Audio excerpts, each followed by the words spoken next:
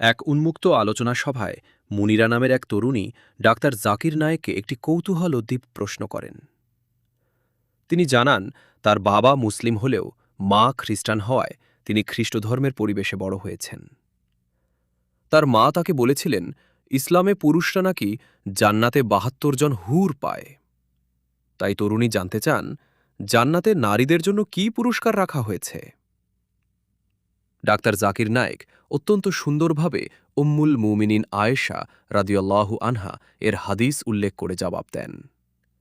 তিনি বলেন, জান্নাতে নারীরা এমন সব নিয়ামত লাভ করবেন যা কোনো চোখ কোনোদিন দেখেনি, কোনো কান কোনোদিন শোনেনি এবং কোনো মানুষের অন্তর কল্পনাও করতে পারেনি। নারী পুরুষ উভয়ের জন্যই জান্নাতে রয়েছে পরম প্রশান্তি ও সমপরিমাণ সন্তুষ্টি।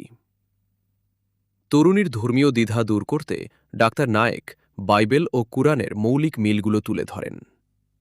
তিনি প্রমাণ করেন উভয় ধর্মগ্রন্থ অনুযায়ী ঈশ্বর এক ও অদ্বিতীয়। যিশু বা ঈসা আলাইহিসসালাম ছিলেন আল্লাহর সম্মানিত রাসূল এবং স্বয়ং বাইবেলেই হজরত মুহাম্মদ সাল্লাল্লাহু আলাইহি ওয়াসাল্লামের আগমনের সুস্পষ্ট ভবিষ্যদ্বাণী রয়েছে। এছাড়া পর্দা, অ্যালকোহল ও শূকরের মাংস বর্জনের মতো বিষয়গুলো কুরআন ও বাইবেল উভয় গ্রন্থেই সমানভাবে নির্দেশিত। আলোচনার এক পর্যায়ে তরুণী স্বীকার করেন যে তিনি এক ঈশ্বরে বিশ্বাস করেন, যিশুকে ঈশ্বরের রাসূল মানেন এবং হজরত মুহাম্মদ সাল্লাল্লাহু আলাইহি ওয়াসাল্লামকেও আল্লাহর প্রেরিত রাসূল হিসেবে বিশ্বাস করেন।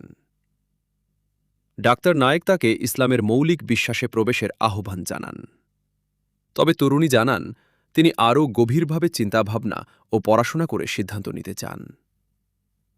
ডাক্তার জাকির নায়েক অত্যন্ত স্নেহের সাথে তার সিদ্ধান্তকে সম্মান জানান এবং তাকে আরও পড়াশোনা করে সত্যকে উপলব্ধি করার আন্তরিক পরামর্শ দেন।